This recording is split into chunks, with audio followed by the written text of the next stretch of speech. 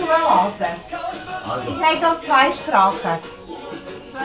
Dragi prijatelji, dragi prijatelji, dobro mi došli večeras. Lepo da smo se skupili za rođendan moje tete Rade, da slavimo njen 74. rođendan. Koji znači da živimo mi toliko godine. Daj Bože da doživimo. Da,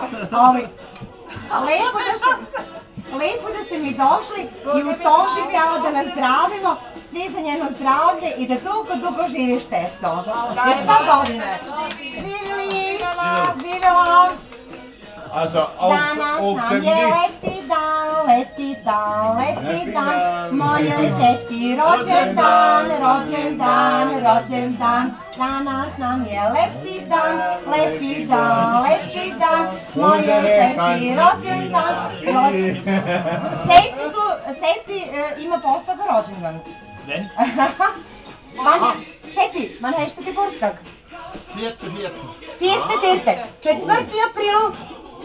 Nächste 4. So mal miteinander. Ja, Geht wirklich. doch nicht. Wir sind doch nicht eingeladen. Aha, eben, 4. April haben wir nächste 4 dann. Wo ist Schatzi? Aha, eben, ich habe gesagt, es ist ja schön, dass ihr da seid. Wenn wir für meine Tante ihren Geburtstag feiern und ich wünsche ihr sehr, dass sie noch 100 Jahre und so gesund bleibt und so lang bleibt. Ja.